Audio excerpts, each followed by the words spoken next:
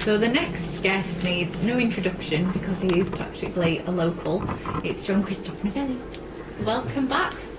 Sorry for that. Hello, how are you? Finally, we managed to do this interview. Yes, you've been fobbing us off all weekend, but you have been very busy. I think we all have, more or less. And today, look at that, it's fantastic. Again, another year, successful, full of people everywhere. You know, what I like about Whitehaven Festival is very much family-oriented. It's nice to see that every generation of the family can actually have a good time.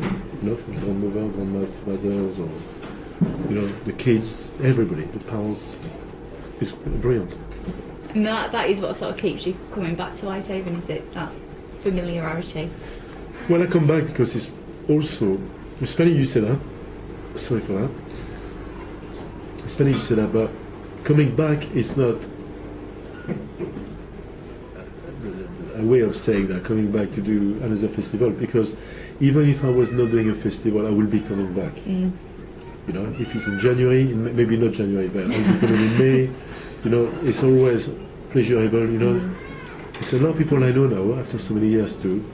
And anyone will want to enjoy this wonderful little corner of, Great Britain. It is superb, and it's very well situated. I keep saying, even for produces, all the produce, between Wales, Scotland, Lancashire, Yorkshire, Cumbria. Look at the richness of. I just come outside. I'm from outside Luton Airport. I mean, it's not near on earth I've got the similarity. First, I don't get any fish to start. You got to see, it's a lot of things with the land and the sea. It's so attractive, so predominant, Yeah. And when you enjoy food like I do, and I think people do enjoy food in general, that's what people like to do now. They're more attached to it, they have more expectations, and now they're more defining what they buy, where it come from, how fresh it is, and so on. And why do you think that's changed? That people have become more interested in the food that they eat and where it comes from? Well, I think thanks to the media, obviously chefs, and I'm sure I'm glad to say that I'm glad to say that I am one of those people who has contributed to the change, and but it goes back to people like Keith Floyd. Mm-hmm. We should not forget that Keith Floyd was a huge, it was phenomenal in as someone passionate, very charismatic, and full of knowledge, who actually pass on this knowledge, those tips, these informations. How many people actually watching Keith Floyd end up trying to cook at home? How many men actually would never even dare cooking, and now are on the top of the stoves? They are doing some, and I think it's good for the social, for the way to socialize, for families, for a good dish at home is less arguments. You can't argue if there's a good dish cooked every day. You don't argue the same way. You are more stabilized. It's so many things like this. You can argue over who does the washing up, though. Well, that could be an issue. I never do the washing up before. I cook and my wife do the washing up. Oh, that's a good deal. She does all right out of that. So what do you like to cook when you're at home? Everything is more likely best for my kids and my wife. Me, I'm not that bothered. I mean, I'm probably the best meal of my life, as a chef. Therefore, I know I'm not missing for the next one.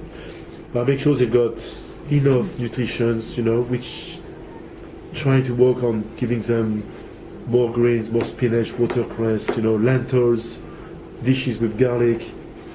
Therefore, it could vary fish at least once a week, or red meat once a week if it's possible. I rarely make like a pie for everybody to share. I tend to have a selection of things because I'm very quick, obviously, luckily for me as a chef. Therefore, they might pick on some things they don't want, or but enough, for the nutrition support, which is very important, because you don't eat to survive. You eat to enjoy food and live. And are your children quite interested in food and cooking? Yeah, I mean, cooking, they do actually. They know making breads, and they're making pizza. They want to actually get more involved. I think they see me like, because I am based in a big farmhouse where there's a cookery school, and obviously they always pass here before going to school. We actually eat there anyway. And they see, most of the time, a lot of actions there, noise, people coming and out, and they see something is happening there, something interesting. Before they, obviously as kids, very curious, obviously attracted by the smell, the excitement of, the warmth and the ambience, and it's very similar the way I discover bakery when I first end up in a bakery. It's because every day I used to buy the bread. As a kid, very young kid, I used to love it. It was 5 minutes, 2 minutes, no more every day. And every time it was great. It used to keep me away from things I didn't like school. I hate school. I actually didn't like too much my life. I was bored. I was very hyperactive. And every time I went to that cooking school, I used to have dreams. I was more related to what was my wishes were. Sometime in life, and it happened to be something about cooking or food. And then I did the best things, which I knew anyway, is to leave my country, basically, not in heart, but as a professional. And I decided one day to cross over the channel, and I did it with a one-way ticket ferry. And that was the best things I've done, for sure. And if I can advise anyone, you don't have to. I mean, it helps if you can speak English, but most of my friends would have not want to cross over because they didn't speak enough. Or I knew I had enough passion, excitement, and I was going to go somewhere which will allow me to express myself. And if you remember fashion in that time, in the 70s, 80s, even so the French had a reputation to be very fashionable in clothes and this and that, like the pipe and the première ligue. Nobody criticized what was going on in Great Britain, because it was such, it was so open, liberal. You could find your style in everything they had. You didn't feel like you had to have money to be dressed, or to have a suit or a handbag. Where there, it was more about the way you feel, or the way you need to look like. And I thought, if this is the same way with fashion, it's meant to be the same way with cooking. Because sooner or later this will happen. And it did happen. 20 years later, everything changed. And especially in the 80s, late 80s, 90s. And I was very fortunate to be one of those chefs there, standing up, really expressing myself, doing very well. I have to say, it was one of the best times of my life. It was some of the best time of my life, where I was picked by the media among many other chefs. I mean, I'm talking 50 chefs probably minimum. Where like the 80s music, remember, same with cooking. And then very easily we got recognized and attributed with recognitions, and then we got exposed to like stardom a bit of stories, private lives, and therefore the chef like in France, like it's very quite conventional, boring. I'm not saying chefs in France are boring, of course I should never say that. But unless if you are very fortunate to have an establishment which you are inherited from family, or have enough money to start up. I mean, you're talking at least, you need to have at least £500,000 to start a business, in France especially. I'm talking that time where you get recognized, but if you obviously are not in a position to have that support and this element of finance, to express yourself is very tough. It's just one of them. But where you are in a country where the language is the most important language in the world, and especially in business, and also in a country which is very open. You know, there's nothing conventional here. Nobody will criticize you for not doing the recipe proper. They don't care. If you put a bit of this, a bit of that, they're happy. In fact, it's more about how willing you are, how flexible and, you know, versatile you are, and original that you get, rather than trying to be recopying an old recipe, an old traditional recipe.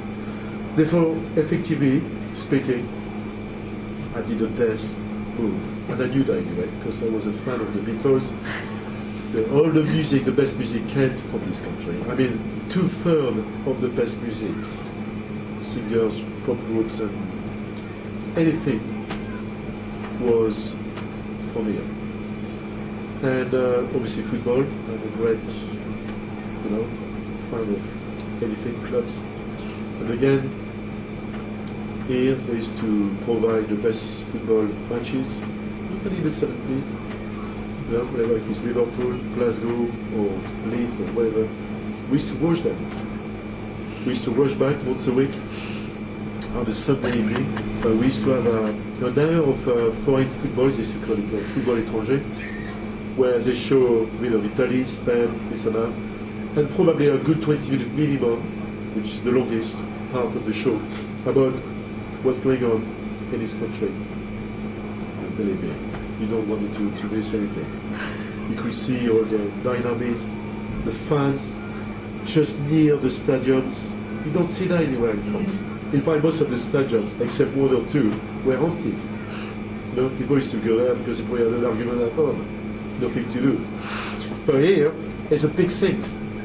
On a Sunday afternoon, you've got the kids screaming, the balls are different shapes, the wood frames or the goal are, you know, again, everything is very different and quick and technique, and a footballer is a star, you know, is a rock star, you know, it's everything happened here. Therefore, you're thinking to yourself, hang on a minute, where do I want to be in life? There, which I've been, you know, dreaming of when I was a kid. Everybody talk about it. You go out to a discotheque, it's only in English, you know. So you were saying about how British food was quite unconventional, and they didn't mind if you didn't follow the recipe. Yeah. So you must have sort of experimented and cooked with some pretty weird things in your time. No weird at all. You mean doing snails and frog legs? I've never cooked that in my life. In fact, I'm actually introducing this into my new Liverpool brasserie menu, which is opening in June, believe it or not. Because I thought I'm French, I never did it before, I'm going to start doing that now, because obviously, why not? And there is some good... in fact, no one of them, or snails, or frogs, are coming from France. They're all from British farms, yeah. So how have you found developing that menu? Because like you say, you've not really done that kind of food before. For 6 years. You mean actually one or two dishes, but I have never realized I will be back into the restaurant trade. You know, 10 years ago I decided to get out, open my cookery school, which I did, which is still a success after 10 years. And I was approached about, last year, about from amazing team of people who are represented by, working alongside with the Hipkin, Doubletree. Well, it's the Doubletree Hipkin, pardon. And they've actually purchased this fantastic establishment, which is 2 buildings in one. It's a very old, cancelled building in Dale Street, in the middle of Liverpool. And what they've done is to convert. They've actually managed to convert the both establishment to one big, beautiful hotel. And they've asked me to take over the food and beer, all the restaurants. And therefore, I'm actually involved also with the room service, the banqueting, the brasserie, the bar food, and also a restaurant later. Therefore, I actually went there first to have a look, because you never know. Therefore, they're very kind. When they say Doubletree Hipkin, I knew it would be serious. And I knew I'd be working with some serious people. And that's what it is so far. Therefore, we are opening in June. and hopefully that will be the first one out of many of them. Wow. And why did you sort of choose Liverpool to be the flagship one? Because Liverpool was the first one to come to me. And it goes back to when I was a kid, Kelly Keegan, the Beatles, Yeah. you know, and so on. Therefore, So you've had change places. I'm doing some different wild bird animal imitations. That's a duck now. Well, it's That's funny a you should pigeon. mention.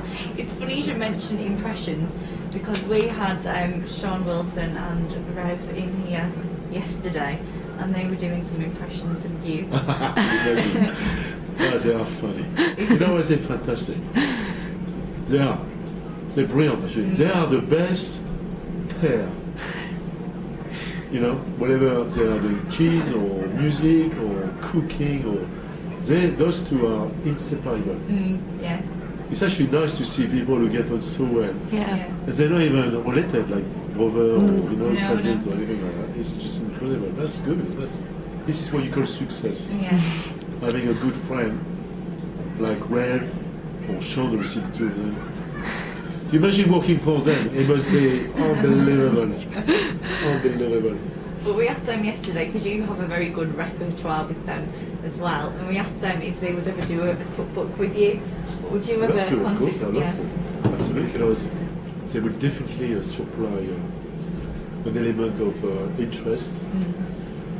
Also, there are definitely some of the only very few people who know about cheese, because there's not many people who have that knowledge and, you know, expansion of, you know, knowing about this variety of cheese, because don't forget this country supply now up to 700 cheese, where it wasn't like that before. Therefore, you need to catch up. And also, they provide some very good luxury results. And I think one of those cheese they just recently made has won a gold medal. Worldwide recognized. When you hear that, when you're French, you're like, oh shit, this is amazing. But in a way, I'm very pleased for that. Very pleased. Because obviously you've collaborated with Jared on a cookbook before. Is there anybody that you would really like to work with and sort of collaborate on another book with? I think you should be in a capacity to collaborate with anyone. It doesn't have to be somebody you admire, or somebody who's a friend, or somebody who wants you. I think it's somebody, you know, that's what the mood is about. And that's why I don't like too much when people already know in advance what they're going to be cooking the next 2 days time. How do you know? You know, I think somewhere you need to allow yourself up to the last minute when your appetite starts, to allow yourself to discover and to improvise what you will enjoy to eat. So when you come and do these shows, do you leave it quite Yes, last I do. minute? I do. I do because, you know, I did. You did what? Did you see what I did? No, you haven't seen it.